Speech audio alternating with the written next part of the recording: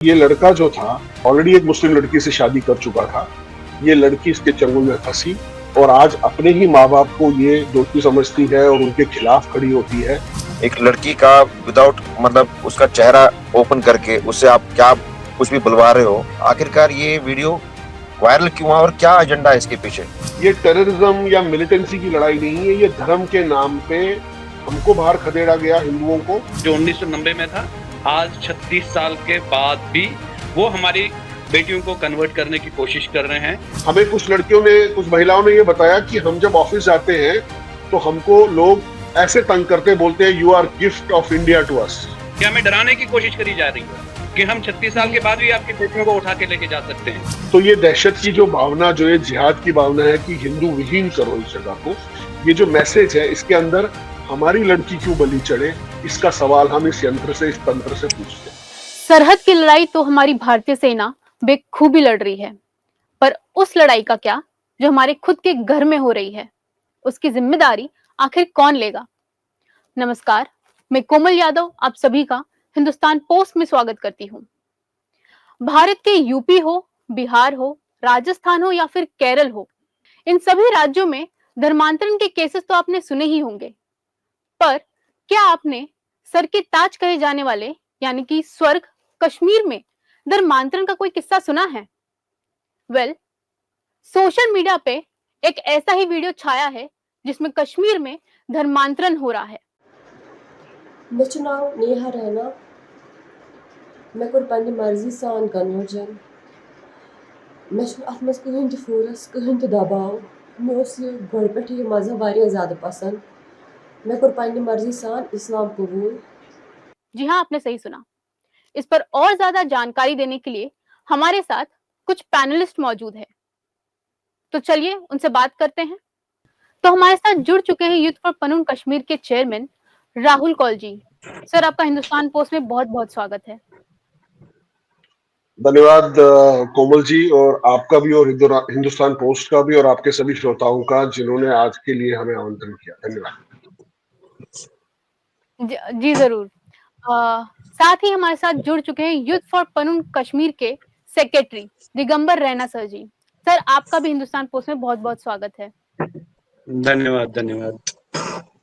इनके साथ ही हमारे साथ पीड़ित के साथ जुड़े एक्टिविस्ट चेहरा दिखा नहीं सकते सिक्योरिटी रीजंस की वजह से, तो इसलिए हम उन्हें ओम करके संबोधित करेंगे। सर, आपका भी हिंदुस्तान पोस्ट में बहुत बहुत स्वागत है। नमस्कार नमस्कार नमस्कार मैडम। तो शुरुआत करते हैं राहुल जी आपसे। सबसे पहले कश्मीर में हो रहे इस धर्मांतरण को लेकर जो सोशल मीडिया पर वीडियो वायरल हो रहा है, आखिर ये क्या मामला है? ये प्रेम प्रसंग है या फिर कोई षड्यंत्र?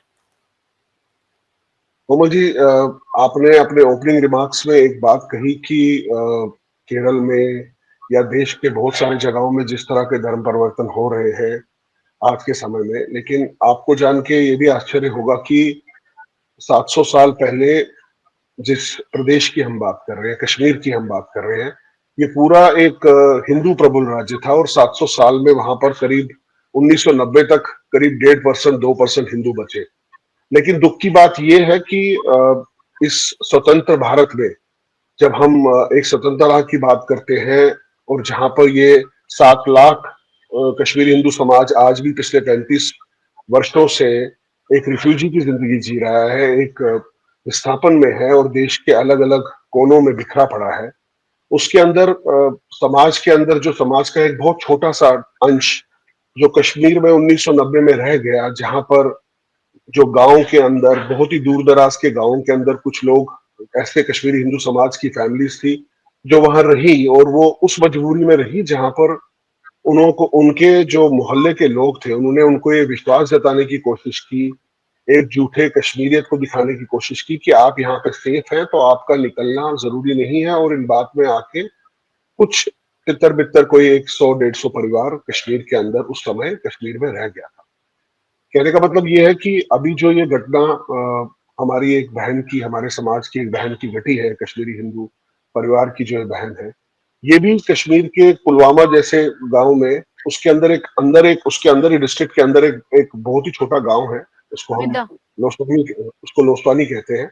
उस गांव के अंदर सिर्फ एक ही कश्मीरी हिंदू का परिवार था और उसके आसपास जितने भी ये मुस्लिम बहुल समाज वहां पे था, इसके अंदर ये परिवार इनके साथ, इनको ऐसी आशा जताई गई थी कि आप 90 के बाद इस पूरे समाज के साथ हम हमारे साथ रहिए, घुल मिल के रहिए, हम आपके भाई जैसे हैं और हम आपको किसी भी तरीके का धोखा नहीं आने देंगे और आप पूरी तरह से सुरक्षित हैं। लेकिन अभी हाल ही में एक डेढ़ महीने पहले इनकी इसी परिवार की, ये जो अकेला परिवार ये इस मुस्लिम प्रबुल इस गांव में रहता था, वहां पर इनकी जो बीच की बेटी है, जिसको निहा रैना, जिसका वीडियो आपके पास है, जो आपने देखा है और जिसके संदर्भ में ही आपने हमसे जुड़ने की बात कही, उसके अंदर इस लड़की को बहलाकर फुसलाकर, जैसी अभी हाल ही में हम हर जगह एक लव जिहाद की प्रतिक्रिया देखते आए हैं, उस लव जिहाद के अंदर इसको ब्रेन वॉश करके, इसके दिमाग को अपने ही माँ बाप के विरुद्ध इसको करके, इसके ही जो पड़ोसी थे, उस सज्जाद मीर करके जो लड़का था, उसने इसको बहला के फुसला के एक पूरे इकोसिस्टम के साथ मिलके, जहां पर कश्मीर का जिसको आप कहते हैं तंत्र, जो कि एक जो सेशनिस्ट तंत्र है, जो ये चाहता है कि भारत के साथ ये ना जुड़े, उन्होंने पहले तो बहला फुसला के इस परिवार को वहां पर संजो के रखा। ये लड़कियां बड़ी हुई और इसकी जो बीच वाली लड़की निहा रैना की अभी बात हो रही है, इसको बहला फुसला के इसके अंदर पूरा इकोसिस्टम साथ में आया, जिसके अंदर से औकाफ कमेटी, वहां का जो पुलिस का तंत्र और सारा तंत्र मिलके इस लड़की को फातिमा करके कन्वर्ट किया गया और उस लड़के सज्जाद मीर ने इसके साथ शादी की, जिसको ये इन्होंने निकाह की बात की। आपको जान के आश्चर्य होगा, ये लड़का जो था एक महीने पहले ऑलरेडी एक मुस्लिम लड़की से, एक महीने पहले सिर्फ ऑलरेडी एक मुस्लिम लड़की से शादी कर चुका था और उसको उसकी शादी को बिना रजिस्टर किए, किसी भी तरीके की कानून प्रतिक्रिया नहीं करते हुए, इस लड़की को भी फुसला के इन्होंने ये बताने की कोशिश की कि ये लड़की इससे प्यार करती है और जैसे भी जो लव जिहाद में होता है, जो लव जिहाद के आंतक में होता है, ये लड़की इसके चंगुल में फंसी और आज अपने ही माँ बाप को ये दोषी समझती है और उनके खिलाफ खड़ी होती है और अपने आप को इस्लाम कबूल करने की बात करती है। जहां पर हमारी तरफ से, हमारे समाज की तरफ से यह प्रतिक्रिया है कि जहां पर आप कश्मीर में एक झूठी कश्मीरियत की बात करते हैं, जहां पर आप ये कहते हैं कि जो अभी आपने देखा होगा हाल ही में जो 22 पहलगाम के में जो एक बहुत बड़ा एक नरसंहार हुआ 26 लोगों का, उसके बाद ये सब लोग छाती पीटते पीटते रस्तों पे उतरे थे कि कश्मीर जो है वो हिंदुओं के बगैर, यहाँ के जो मूल निवासी हिंदू है इनके बगैर अधूरा है, कश्मीर में कश्मीरियत है। तो ये ढकोसला है, जो भ्रम फैलाने की बात की जा रही है, ये पिछले 35 सालों से फैलाई जा रही है। आज भी कश्मीरी हिंदू कश्मीर में वापस नहीं जा सकता, वो किसी भी तरीके से अपने उन गांवों में, मोहल्लों में वापस नहीं रह सकता, क्योंकि स्वतंत्र भारत के अंदर आज हमारे समाज की एक बेटी जिस तरह से कन्वर्ट हुई है, इसके साथ साथ वहां पर पीएम पैकेज के कुछ जो हमारी लड़कियां वहां काम करती है, हजारों की संख्या में अभी कुछ लड़कियां हमारी वहां पर गई हैं, करीब 2-3 हजार लोग जो वहां काम कर रहे हैं, इसमें लड़कियां भी है, एक महिलाएं भी है जो वहां काम करती है। तो हमारा इस यंत्र से ये एक हम एक यात्रा करना चाहते हैं कि क्या हमारी जो ये समाज की लड़कियां हैं, ये वहां पर किस बेसिस के ऊपर सेफ रहे, ये कैसे अपने आप को बचा पाएंगी, जहां पर ये इकोसिस्टम इनको पहले बहलाता है, फुसलाता है, रोकता है, फिर इनका धर्मांतर कराता है और उसके साथ उनको फंसा के इस समाज से बाहर निकालता है। लेकिन 90 के अंदर भी यही तरह के जो शब्द थे, ये पूरे मस्जिदों से चिल्ला चिल्ला के बात की जा रही थी, जिसको वो कहते थे रलिव सलिव या गलिव, ये कश्मीरी शब्द है। रलिव का मतलब है कि हमारे साथ मिल जाओ, सलिव का मतलब है अगर मिलोगे नहीं तो भाग जाओ, गलिव का मतलब है अगर भागोगे नहीं तो मरना पड़ेगा। तो ये रलिव की प्रतिक्रिया के अंदर आज निहा रैना का जो ये सामने वीडियो आया है और जो बहुत ही दुखद, जिससे हमारा पूरा समाज आहत हुआ है, और इसी आश्वासन के साथ आपकी मीडिया चैनल के थ्रू हम देश में अपने जितने भी जो हिंदू निष्ठ, धर्मनिष्ठ लोग हैं, उनसे आह्वान करना चाहते हैं कि वो आज हमारे साथ खड़ा है। ये इस संदर्भ में जो वीडियो है, इसका प्रसंग है। ओम जी, आप इस पे क्या कहेंगे? हाँ जी, ये जैसा कि हमें पता चला है, क्योंकि हमने अपने एंड से काफी जगह से पता लगाया, ये जो वीडियो था, ये वीडियो पुलिस की कस्टडी में, मतलब उनके अथॉरिटी में था ये, और ये उसके बाद ही ये वायरल हुआ है। तो ये विषय एक इन्वेस्टिगेशन का बनता है और एक पुलिस पे भी, प्रशासन पे भी एक सवालिया निशान खड़ा करता है कि आखिरकार ये वीडियो वायरल क्यों हुआ और क्या एजेंडा है इसके पीछे। एक लड़की का विदाउट मतलब उसका चेहरा ओपन करके उससे आप क्या कुछ भी बुलवा रहे हो, एक हिंदू ना हिंदू समाज का या ऐसा चीज एक्सपोज करने के लिए षड्यंत्र है पूरा। तो हमारा तो यही है कि 100% एक एजेंडा है ये समाज को बदनाम करने का, और ये जो इन्होंने ये कारनामा किया ये 100% इसमें और भी लोग जुड़े होंगे। जी। आपको नहीं लगता वहाँ के जो नेबरहुड्स है, वहाँ के जो धर्मगुरु, वहाँ के मौलवी होंगे, कोई खड़ा क्यों नहीं रह रहा है इनके साथ? कोई ऐसी चीज़ हो जाती है, नहीं, फिर भी कोई खड़ा क्यों खड़ा नहीं खड़ा होता। खड़ा नहीं- खड़ा खड़ा नहीं रहेंगे। ये तो हम कश्मीरी हिंदू समाज तो पिछले 35 वर्ष से ये चीख के बोल रहा है, जबकि हमारा जो विषय है 35 साल पहले जो हजारों की तादाद में ऐसे जो अपहरण के केसेस थे या जो मारे गए थे हमारे साथ जो, या ये जो रेप केसेस थे, वो तो सुप्रीम कोर्ट तक नहीं में माना नहीं। तो अभी तो ताजा केस है, ये तो 100% ये डेलिबरेटली करते हैं। ये लव जिहाद का जो है इसकी 100% अभी जो यूपी में जो निकला है, ये जो कितनी लड़कियों का उन्होंने वो कन्वर्जन किया है, तो यहाँ पे भी 100% ये पूरा एजेंडा के तहत चलते हैं। और ये जो जितने भी ये रिलीजियस गुरुज है ये सब डकोसले हैं, इनका 100% एक अभी तक नहीं तो ये सामने आने चाहिए थे। अभी मैं एक थोड़ा करेक्ट कर दूं, राहुल जी ने थोड़ा सा शायद उसका भाई मिस्टेक, वो एक इस लड़की की जो शादी हुई है इस ये 5 दिन पहले ही उस लड़की के साथ शादी की थी उसने, जो उसके जो मुस्लिम समाज की लड़की के साथ शादी की थी। उसके बाद इसने चोरी से मतलब षड्यंत्र से इसने कहीं से एक मतलब इस्लामिक वे से जो जो निकाह पढ़वाया है, कोई रजिस्ट्रेशन नहीं हुई है। सर, जैसे कि अभी ओम जी ने कहा कि कैसे पेंडिंग केसेस होते हैं, सुप्रीम कोर्ट मानता नहीं है, फिर उन्हें अभी विश्वास नहीं रहा है उस न्यायपालिका पर। मान लीजिए अगर ये कोर्ट केस अभी जो आने वाला है, इस पे मुद्दा निकलने वाला है, अगर वो नहीं मानते हैं, न्याय नहीं होता है, तो इसके बाद आगे का आपका क्या प्लान है? क्या कार्रवाई आप अपनी तरफ से करेंगे? देखिए, कश्मीर से हमें निकले हुए लगभग 36 साल हो गए और 36 साल पहले भी अगर आपने देखा होगा, जो नारा वो लगा रहे थे कि हमें पाकिस्तान बटों रस्ती बटियोस्तान, that means we want Pakistan Kashmiri Hindu man without and with the Kashmiri Hindu women. आज 36 साल के बाद भी जब सरकारें एक व्हाइट वॉश, टूरिज्म का व्हाइट वॉश हमारे टेररिज्म के ऊपर करती है कि कश्मीर में हालात ठीक है, आज 36 साल बाद भी उस नारे को वो पूरा कर रहे हैं। मैंने उन्होंने अपना जो तरीका है कश्मीरी हिंदुओं के अगेंस्ट में, जो तरीका है आतंक का, जहद का तरीका है, लवजाद का तरीका है, जो 1990 में था, आज 36 साल के बाद भी वो हमारी बेटियों को कन्वर्ट करने की कोशिश कर रहे हैं।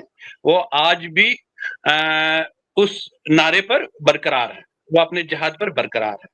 अब रही बात कि अब हमारा समाज पूरे देश में फैला हुआ, और ये सिर्फ कश्मीरी समाज की बात नहीं है, ये एक हिंदुत्व के अगेंस्ट जहाद की, लव जहाद की इस समय प्रक्रिया चल रही है।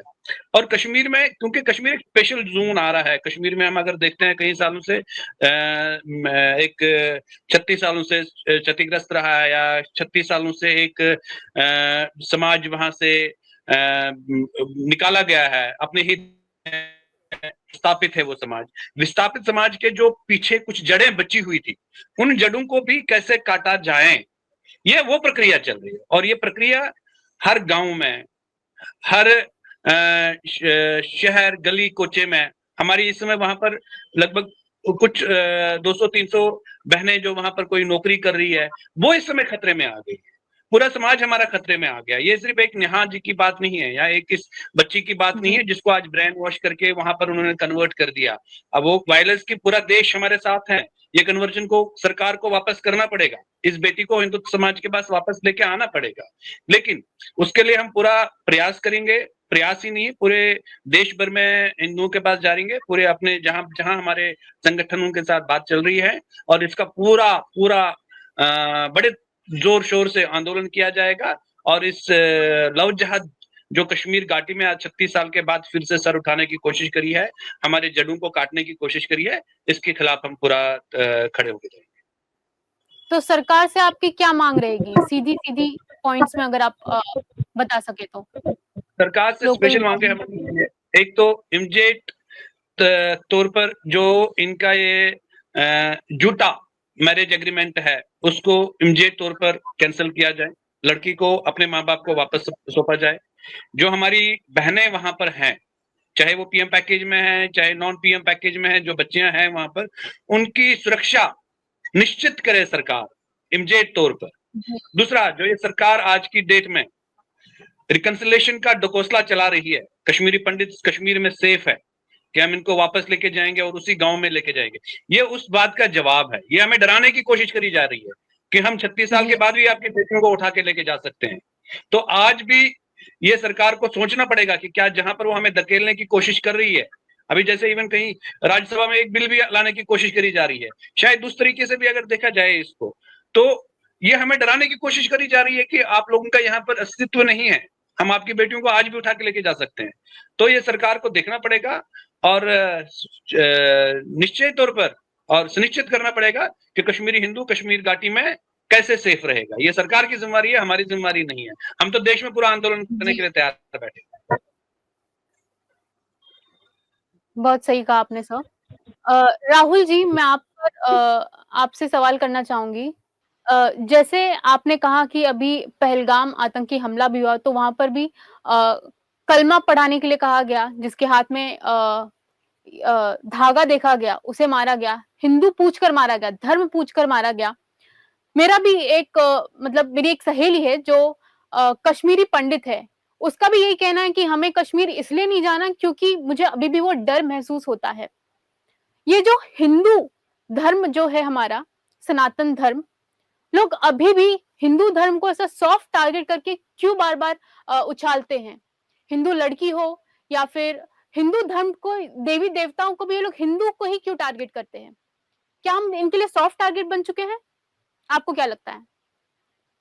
कोमल जी, इसके लिए आपको जो हमारा इतिहास है उसकी थोड़ी सी एक प्रसंग मैं आपके सामने रखूंगा।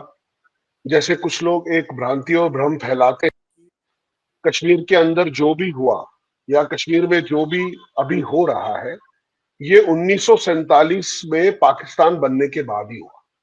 जबकि हम सब जानते हैं कि पाकिस्तान मूल रूप से वहां के जो वहां का एक तंत्र है, जिसको अब अलगाववाद और जिहाद का तंत्र बोलते हैं। हम जिहाद क्यों बोलते हैं? क्योंकि कश्मीर के अंदर जो लड़ाई है, ये टेररिज्म या मिलिटेंसी की लड़ाई नहीं है, ये धर्म के नाम पे हमको बाहर खदेड़ा गया, हिंदुओं को नाम देते हैं, क्योंकि अपने मुंह से ये बात करते हैं कि यहाँ क्या चलेगा निजाम मुस्तफा।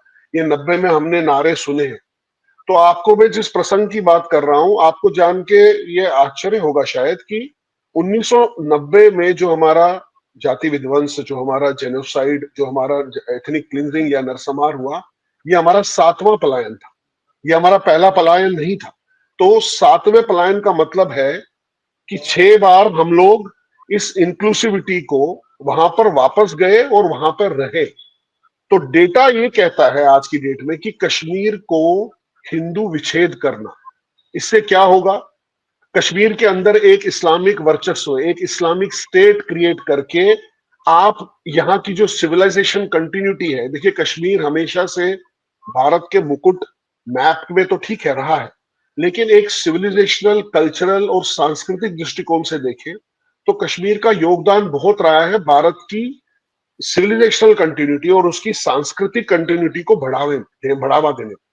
देखिए, अगर आप योद्धाओं की बात करें तो हमारे यहाँ से ललितादित्य मुक्तापीड़ित, जो कावेरी से लेके सेंट्रल एशिया तक, पूरा कश्मीर से लेके कावेरी और सेंट्रल एशिया तक उनका कंट्रोल रहा, वो हमेशा जीतते रहे वहां से। हमारे यहाँ से भरत मुनि हुए, हमारे यहाँ से पन्नी हुए, हमारे यहाँ से कलहन हुए, हमारे यहाँ से जो ग्रामर जो निकलता है आज की डेट में, हमारे यहाँ से जिस तंत्र की बात करते हैं, जिस शैविज्म की बात करते हैं, कश्मीर शैविज्म की बात करते हैं, उसमें आचार्य अभिनव गुप्त यहाँ कश्मीर से निकले। तो ये जो भारत की यहाँ पर सबसे बड़ा विद्यापीठ जो है, शारदा विद्यापीठ, ये कश्मीर से निकला। कोई भी आदमी अगर कोई भी अपनी विद्या के अंदर उसको फाइनली एक्रीडेट करना होता था, मतलब उसको ये बताना होता था कि अब मैं स्कॉलर की दृष्टिकोण में उसको वहां शारदा पीठ में आके एक एक्रेडिटेशन लेनी होती थी कि अभी आप एक स्कॉलर माने जाते हैं। और ये सिर्फ भारत के ही स्कॉलर नहीं थे, देश विदेश के स्कॉलर वहां आके ये एक्रेडिटेशन मिलती थी। तो कश्मीर हमेशा एक सांस्कृतिक केंद्र रहा है, एक सिविलाइजेशनल क्रैडल रहा है, एक झूलना, एक पलना रहा है भारत की संस्कृति का। तो हमेशा से कोशिश ही कही गई कि अगर कश्मीर के अंदर हमने हिंदू इतिहास को मिटा दिया तो आपके पास एक विंडो मिलती है पूरे भारत को देखने के लिए। आपने देखा होगा जो कश्मीर में 90 में हुआ, इसकी परछाई और इसका रेप्लिकेशन, इसका डुप्लीकेशन देश में हर जगह हो रहा। प्रोसेस वही थी लेकिन कैरेक्टर बदले जा रहे थे। जहां जहां भी हिंदू डोमिनेंट था वहां पर इसी तरह से पत्थर मारे गए, उनके घर को उनको प्रताड़ना की गई। और वहां से कैराना हो, मालदा हो, या अभी वेस्ट बंगाल को ले लीजिए, केरल को ले लीजिए, मैं तो 50 कश्मीर आपको गिना सकता हूं जहां से हिंदुओं को बाहर खदेड़ा गया। तो हिंदू बहुल समाज के अंदर भी हिंदुओं को उनके जहां जहां वो माइनॉरिटी में थे, कम में थे, उस गांव में, उस मोहल्ले में उनको खदेड़ने पे इसलिए मजबूर किया क्योंकि कश्मीर के अंदर जो 90 के अंदर लाखों की स्थिति में कश्मीरी हिंदू जो वहां का मूल निवासी है, वहां के इस आतंकवाद, इस जिहाद की जड़ को आप सींचते रहे और इससे अपनी टहनियां पूरे देश में फैलाई। तो और इनका मकसद ये है, इनका मंसूबा ये है कि अगर हमने एक इस्लामिक स्टेट ले लिया और इस विंडो से हम अगर पूरे भारत के अंदर घुसे तो हम गजवाए हिंद को पूरा कर सकते हैं। और ये जो प्रोसेसेस होती है, जैसे आप मंदिर तोड़ना, घर लूटना, लोगों को निकालना, इनका रेप करना, लड़कियों का लव जिहाद करना, ये सारा ही इनके सिस्टम और प्रोसीजर के अंदर आता है। जहां पर ये काफिर को कैसे ट्रीट करना है वो करते हैं। तो जहां ये लोग बोलते हैं कि ये पॉलिटिकल वॉर है कश्मीर के अंदर, ये पाकिस्तान बनने के बाद हुई, तो 47 से पहले तो पाकिस्तान था नहीं, तो तब हमारा 5 बार वहां से हमारा नरसंहार क्यों हुआ, हम क्यों खदेड़े गए। तो कहने का मतलब ये है कि कश्मीर को हिंदू विहीन करना, कश्मीर से भारत की संस्कृति को, भारत के नाम को बाहर निकालना सबसे पहले, और एक इस्लामिक राज्य की घोषणा करना। ये आज भी जो कश्मीर का इकोसिस्टम है, जहां पर एक भ्रांति फैलाई जाती है कि भाई टूरिज्म से हम टेररिज्म को बदलेंगे, ये नहीं होता। क्योंकि क्योंकि जिहादियों ने दिखा दिया कि वो जब भी चाहे वो टारगेटेड किलिंग कर सकते हैं। जैसे हमारे पीएम पैकेज के लोग रहते हैं, आपने जाना होगा, धारा 370 के ध्वस्त होने के बाद भी करीब 22 ऐसी डेथ्स हुई जिनको उनके ऑफिस में जाके भी या तो मारा गया, टारगेटेड किलिंग्स। और 26 लोग जो अभी पहलगाम में मारे गए, उसमें आपको जान के आश्चर्य होगा 2000 में भी अमरनाथ यात्रा में ऐसे ही 36 लोगों को चुन चुन के मारा है।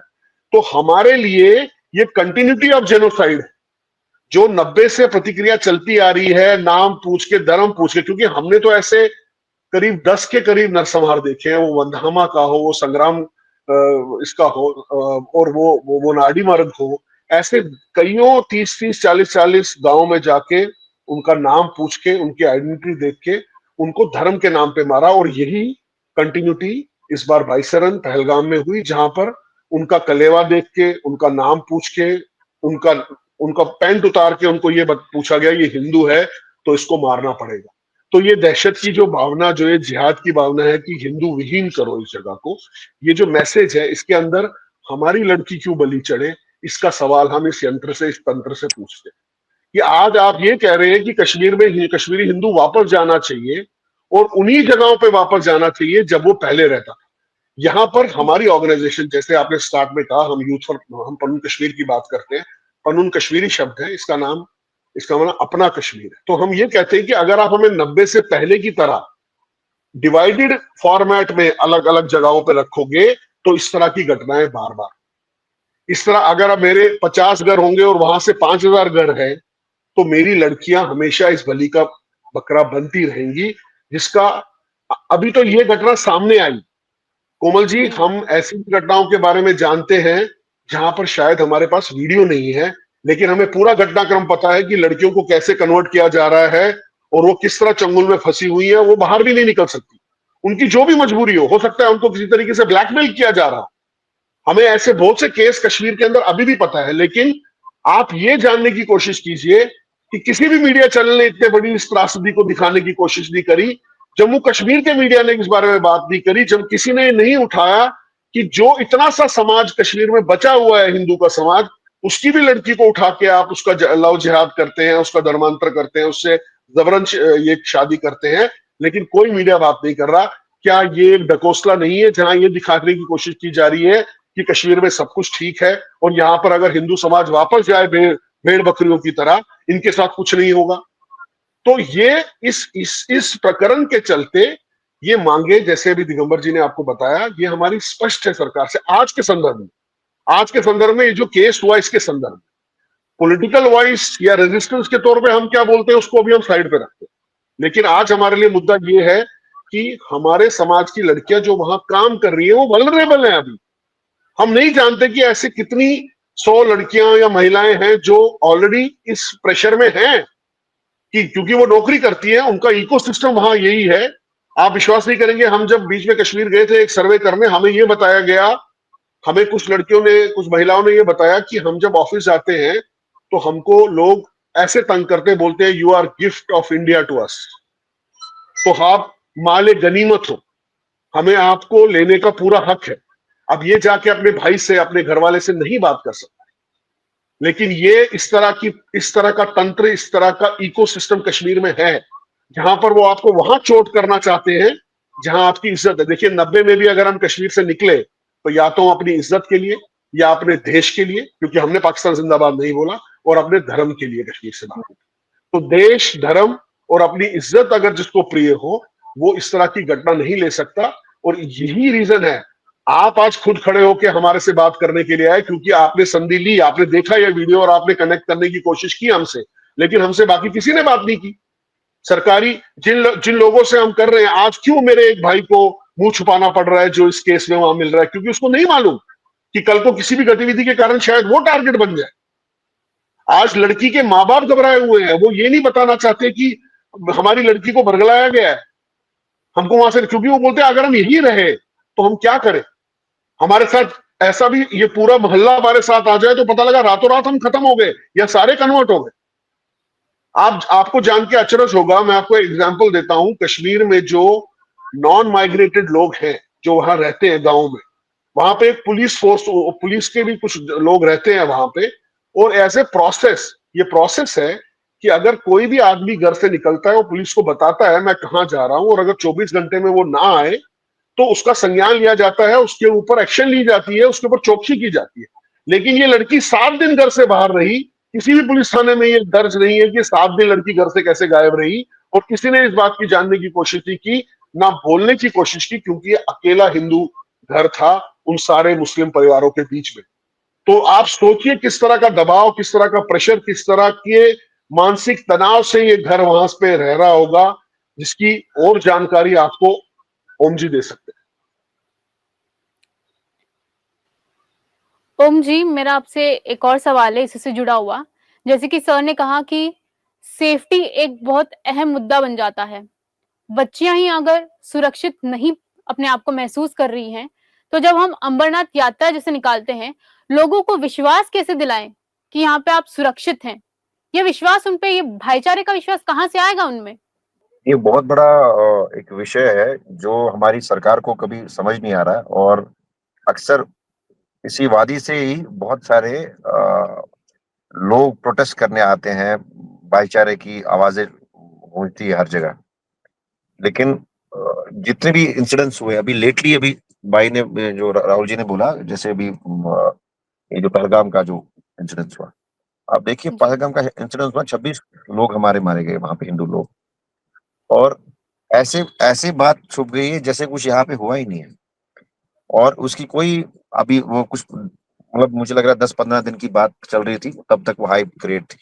यही चीज यहाँ हमारे साथ भी हो रही है, और इसके कुछ बहुत सारे लॉज भी नहीं है यहाँ पे जो रेस्ट ऑफ द इंडिया में जैसे चलते हैं, जैसे एंटी कन्वर्जन एक्ट जो है एंटी वो, कन्वर्जन लॉ, या जैसे यूपी, हाँ हाँ यूपी में है या बाकी है, ताकि इनको भी वो उस यहाँ पे भी इम्प्लीमेंटेशन होना चाहिए।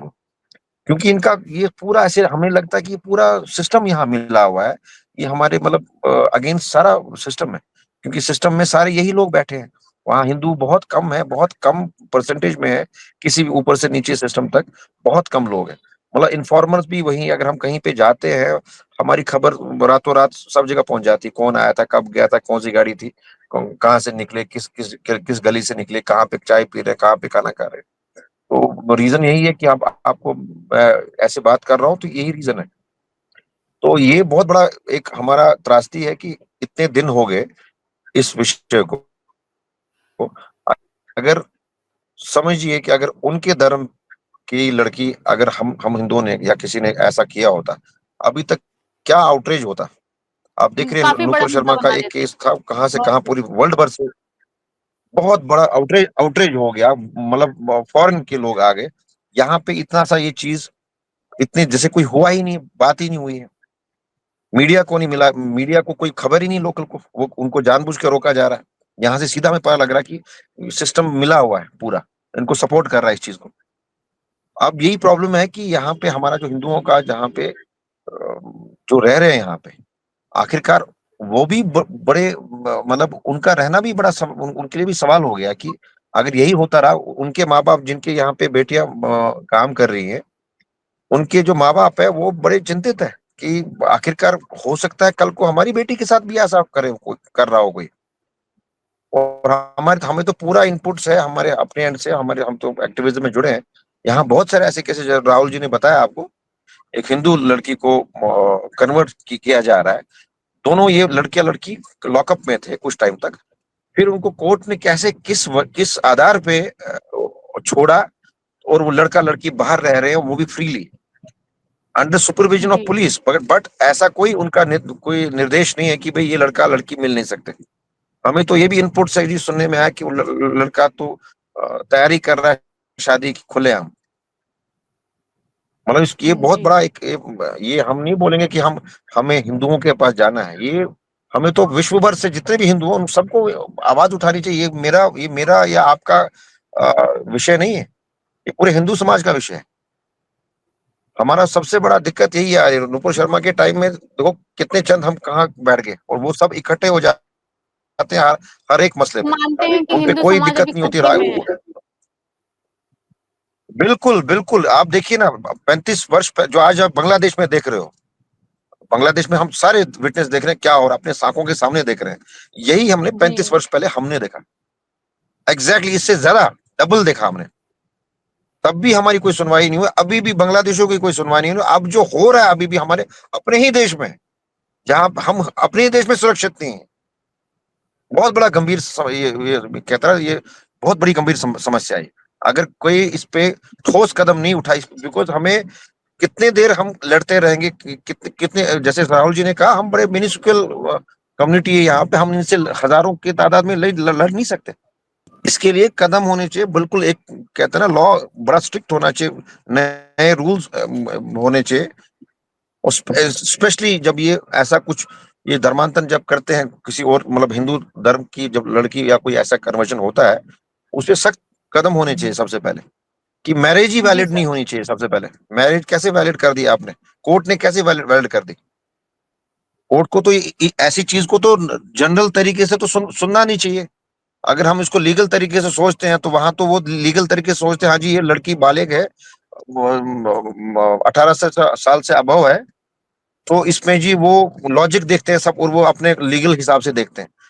वाइल एज ये तो ऐसा है नहीं, ये तो कोई ऐसा दिक्कत तो है नहीं, ये तो धर्मांतरण हुआ, ये तो हिंदू और मुस्लिम लड़का मुस्लिम है, और वो ऐसा लड़का है जो 2 घर तबाह कर रहा है। पहली लड़की भी वो भी इसके अगेंस्ट में चल रही है, उसके घर वाले भी चल रहे हैं, और ये खुलेआम जी ये बेशर्म लड़का, ऐसा बेशर्म लड़का है कि जो भी आप फेसबुक पे देखो, कहीं पे भी देखो, जो इसके वीडियोस चल रहे हैं उस लड़की के, हमारी लड़की के, उस पे उसके लाइक्स आते हैं उन कमेंट्स पे, खुलेआम कर रहा है। मतलब देखो कितना हिम्मत है इस लड़के में, ही इज फेयरलेस। उसको पता है कि ये कुछ नहीं कर पाएंगे, इस सिस्टम बहुत फेल है। जी सर, आपने काफी अहम सवाल उठाए, काफी अहम तो मुद्दे ये बताया आपने। एक आखिरी सवाल मैं पूछना चाहूंगी दिगंबर जी से। सर, जिस प्रकार से राहुल जी ने गजवा हिंद का जिक्र किया, ऐसा माना जा रहा है कि अगले 30 से 40 साल तक मुसलमानों का बोलबाला होगा, क्योंकि उनकी जनसंख्या हमसे ज्यादा हो सकती है। तो इस पर अब आपके क्या विचार हैं? देखो, कश्मीर का दरवाजा उन्होंने आज से में पहले खोला है, और कश्मीर के उन्होंने हिंदू विहीन कर दिया, हिंदू को वहां से बिल्कुल खत्म कर दिया है।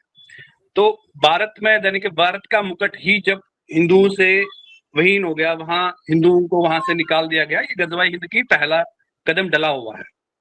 अब उसके बाद अगर आप देखते हो तो भारत में कहीं जगह जगह पर जहां पर भी ये टोपी वाले बहुसंख्यक है, वहां के लोगों को, जनेऊ वालों को निकाल दिया गया। अब अगर अब वो इनका तरीका क्या होता है, धर्मांतरण करवाना, वहां पर हल्ला गुल्ला करना, वहां पर सताना, हमारी बच्चियों को छेड़ना, तो लोग खुद ब खुद वहां से निकल जाते हैं। ये एक इनका तरीका है। अब ये पूरे भारतवर्ष को, ये सरकारों को देखना है, ये भारत के 125 करोड़ हिंदुओं ने देखना है। जिस तरीके से कश्मीर एक बार पूरा हिंदू बहुल एरिया था, और इतने सालों में कश्मीर को जब आप एक कश्यप ऋषि की भूमि को, एक ललितादित्य की भूमि को आप हिंदुओं से बिल्कुल खत्म कर सकते हैं, वहां पर आज की डेट में 1% हिंदू भी नहीं रहता है।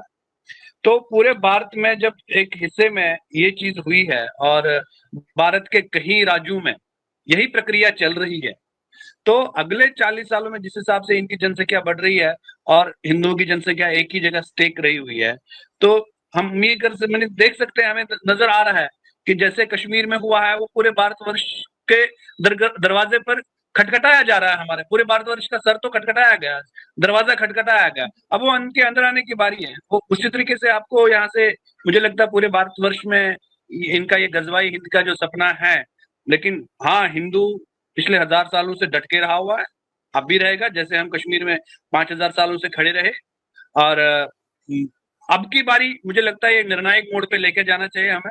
जब तक भारत हिंदू राष्ट्र नहीं बनता, इसको भी हमने देखना चाहिए, और सरकारी तौर पर इस पर कानून की तरफ से, सरकार के तौर से इन चीजों के ऊपर कैसे अंकुश लगे, जो धर्मांतरण या हमारी इस्लामीकरण, छोटी छोटी जगहों पर छोटी छोटी चीजों को देखना पड़ेगा। और जैसे विस्थापन, हमारा विस्थापन हो गया कश्मीर घाटी से, आपने हिंदुओं को बाहर निकाल दिया, कश्मीर में भारत को कैसे बसाना? जब तक आप कश्मीर में हिंदू को वापस नहीं बसाओगे, भारत को वापस नहीं बसाओगे, हिंदू को वापस नहीं बसाओगे, तो तब तक आप गजवाई हिंद के इनके सपने को नहीं तोड़ सकते। तो ये सरकार को देखना है, ये पूरे भारत के हिंदुओं को देखना है कि कहां पर इसको चोट वापस पहुंचानी है, कहां पर इसको रोकना है। जब तक आप कश्मीर में हिंदू को वापस नहीं बसा सकते, तब तक आप इनके गजवाई हिंद के सपने को नहीं रोक सकते, क्योंकि इन्होंने कश्मीर को खाली कर दिया, गजवाई हिंद बना दिया, तो पहला स्टेप है। तो उसको रोके, वहीं पर रोके, तो ही जाके हम भारत को बचा सकते हैं। जी सर। तो उसी प्रक्रिया के आपने 36 साल बाद भी देखा, 36 साल के बाद भी हमारी बेटियां उठ रही है, 36 साल के बाद भी हमारी बेटियों का धर्मांतरण किया जा रहा है, जो उनकी जमीनों पर कब्जा करने के लिए जो तरीका अपनाया जा रहा है, हमारी जमीनों के लिए ऊपर कब्जा करने के लिए तरीका अपनाया जा रहा है, कि जो बेटियां वहां पर रुकी हुई थी, पिछले 36 सालों से वो फैमिली रुकी हुई थी, उन क्या था, उसके पड़ोसी ने जो उनको, जो वहां के औकाफ ट्रस्ट ने जो उनको भरोसा दिलाया था कि आप यहाँ रुकिए, हम आपके साथ खड़े हैं, जो ये कश्मीरियत का ढकोसला वो बैंड बजाते हैं पूरे देश में कि हम गलत नहीं है, हम कश्मीरी हिंदुओं के साथ में हैं, हम पूरे भारतवर्ष के साथ में हैं। तो दैट मीन्स आज 36 साल के बाद वही लड़का जो उसको अपनी बहन मानता था, जो इस माँ को कहता था अब मेरी बहन है, ये मेरी जिम्मेवारी है, अब वो पीछे के रास्ते से इसी लड़की को उठा के ले गया। यानी कि उसकी नजर कहां पर थी? हमारी बहन, बहू, बहन, बेटियों पर तो है ही है, हमारी जमीनों पर भी उनकी नजर है। उनको पता था इनका कोई भाई नहीं है, इस जमीन के टुकड़े को कैसे खाना है। तो ये तरीका जो है, यही गजवाई हिंद है। वो 1-1 मीटर, 1-1 100 मीटर, 2-2 कनाल, 3-3 कनाल करके गजवाई हिंद का तरीका हमारे साथ चला रहे हैं। तो सरकार को इन चीजों पर देखना है, बहुत जरूरी देखना चाहिए, और समय आ गया है कश्मीर घाटी में हिंदुओं को वापस बसाना है, और इस तरीके के इनके गजवाई हिंद के सपने को रोकना पड़ेगा। आप सभी का हिंदुस्तान पोस्ट से जुड़ने के लिए बहुत बहुत धन्यवाद। तो अब सवाल तो उठना जायज है, सरकार अब इसके आगे क्या फैसला लेती है? क्या कश्मीर को ताज बनाए रखने के लिए कोई कदम, सख्त कदम उठाएगी सरकार? इस धर्मांतरण को रोकने के लिए सरकार क्या करेगी? आपकी राय कमेंट सेक्शन में जरूर लिखिएगा। हिंदुस्तान पोस्ट के चैनल को लाइक, शेयर और सब्सक्राइब करना न भूलें। नमस्कार।